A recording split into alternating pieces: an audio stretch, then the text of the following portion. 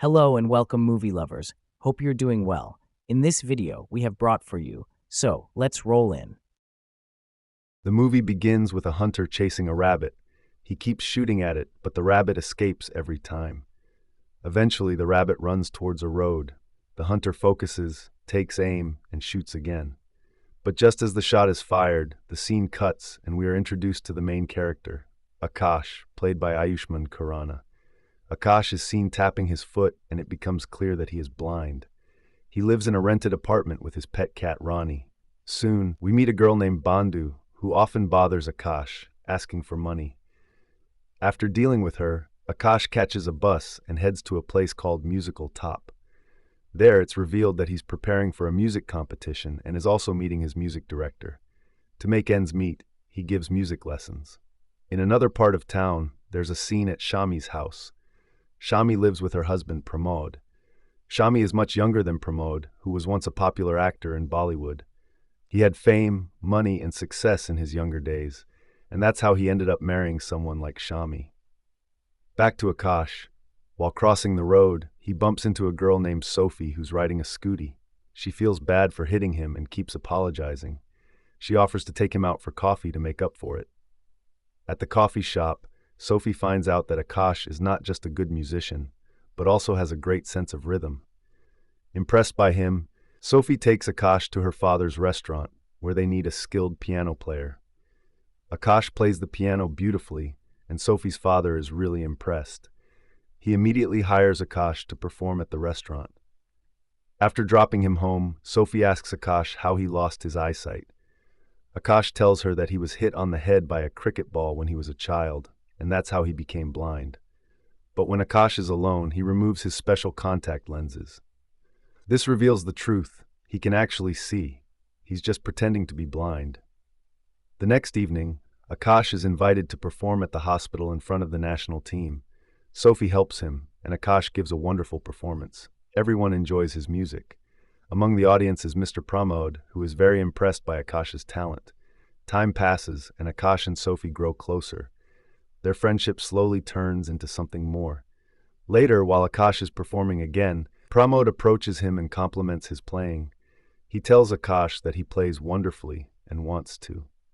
Pramod invites Akash to play music at his home the day after tomorrow. He tells Akash to come on time, as his wife also loves music and would be very happy to see him perform. Later, Sophie is dropping Akash home. It starts raining heavily, so she stays back for a few minutes to avoid getting wet. During that short time, emotions take over, and Akash and Sophie get physically close. The next day, Akash goes to meet Pramod at his place in Magarpata city, Pune. When Akash rings the doorbell, Simi opens the door. Akash tries to enter, but Simi stops him at first since Pramod hadn't informed her about his visit. At that moment, a neighbor notices them and starts getting curious. To avoid creating any scene or suspicion, Simi finally lets Akash inside.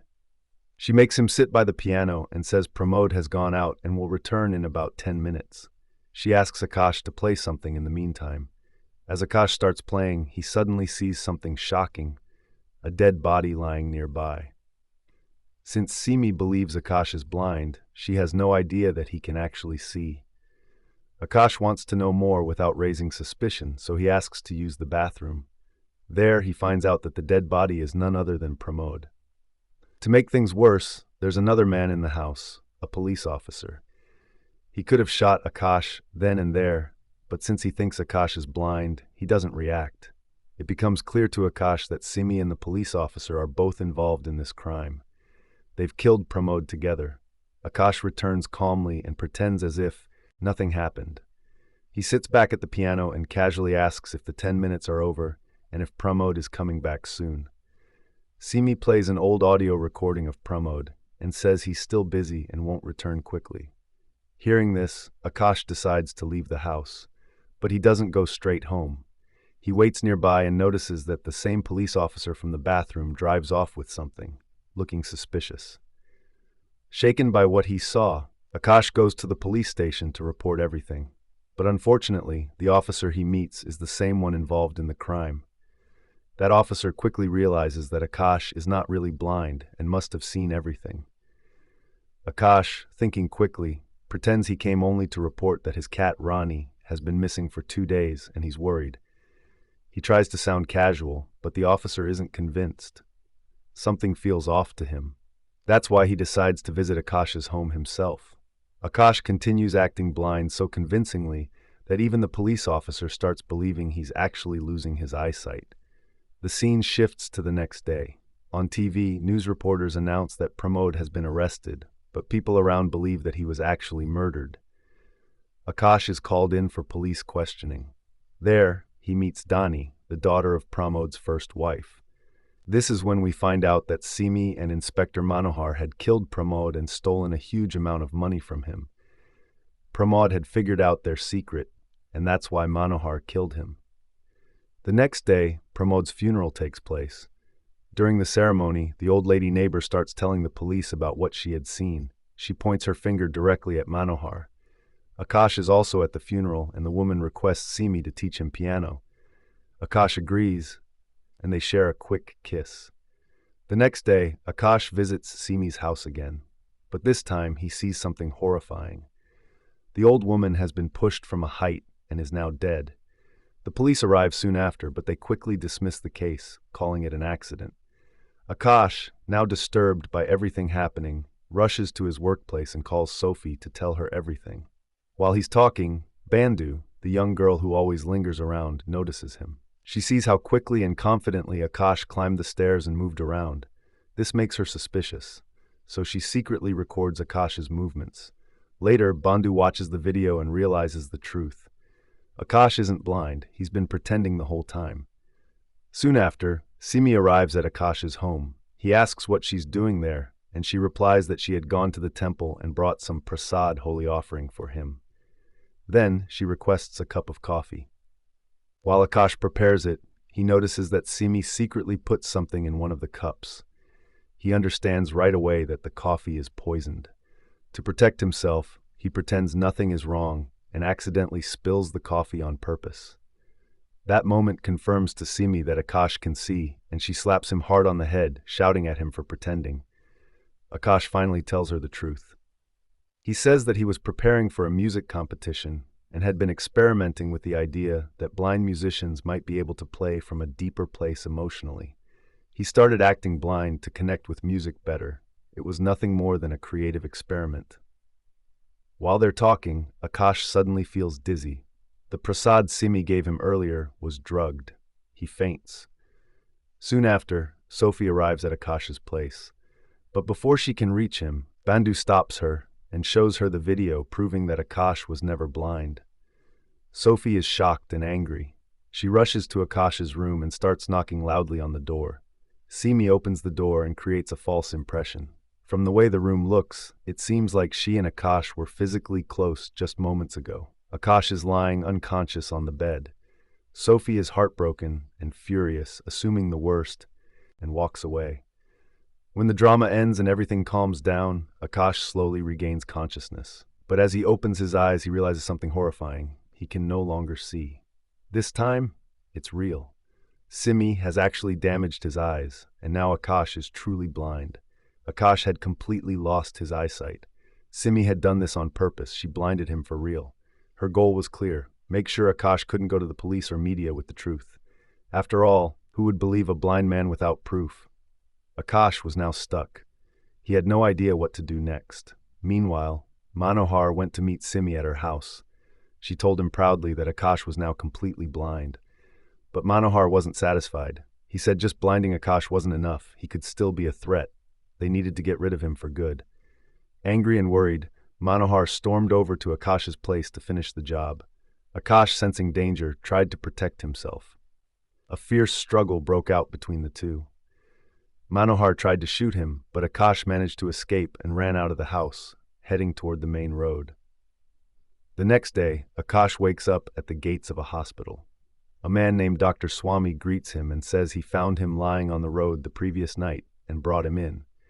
Akash begs Swami to take him to an eye doctor immediately, but Swami tells him to rest. He's in no condition for travel. He promises to take him the next day, mentioning that the eye specialist is currently on leave. But that night, we, the viewers, learn the dark truth. Dr. Swami is no saint. Along with his shady friends Saku and Murli, he's running a black market organ trade. They trick handicapped or helpless people, remove their organs, and sell them for big money. Swami's plan was to take both of Akash's kidneys and sell them. Luckily, Akash overhears their entire conversation from a distance. Realizing they're planning to cut him open, he quickly thinks of a plan to save himself. He tells them about Simi and Manohar and mentions that they've hidden 10 million, 1 crore rupees. If the organ dealers help him, they can keep the money. Now tempted by the cash, Swami, Murli, Saku, and Akash team up. Their first move is to kidnap Simi. They trick her and manage to capture her. Akash proves to Swami that Simi really is connected to the stolen money. Akash says, "I've done my part. Now I want my eyesight back." Swami explains that if a matching donor is found, especially someone with the same blood group, a cornea transplant could be done, and Akash might get his vision again. Their next plan is to demand the 10 million ransom from Manohar in exchange for Simi. Manohar agrees to bring the money.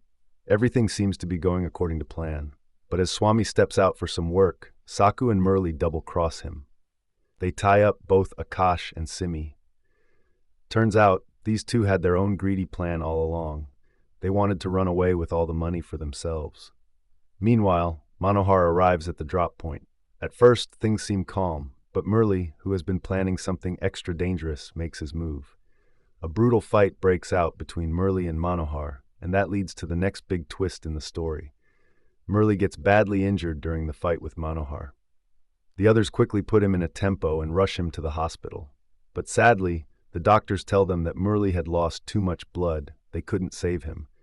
Later, when Sakubai checks the money Manohar had brought, she discovers something shocking. Only the top layer of the money was real. The rest, just useless paper stuffed underneath. Meanwhile, Simi and Akash are still tied up. Trying to save herself, Simi sweet-talks the investigation team.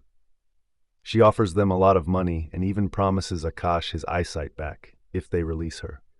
Akash, tired of all the madness, unties Simi. But this turns out to be a huge mistake. It was all part of her plan. The moment she's free, Simi attacks Akash and beats him badly. Right in the middle of their fight, Dr. Swami arrives. Simi tries to take him down too, but Akash jumps in and saves Swami's life. Together they manage to tie up Simi, stuff her into the trunk of a car, and drive away. While driving, Akash asks, "Where are we going now?" Swami replies with excitement, "We've hit the jackpot. Simi's blood group is Rh negative, a super rare type. And guess what? A rich sheikh from Dubai is ready to pay a huge amount for a liver transplant for his daughter.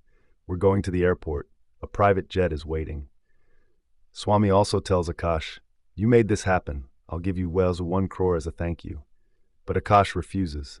"Sir, I don't do this for money. What we're doing is wrong. We're taking someone's life." Suddenly the scene cuts, and we're taken 2 years into the future.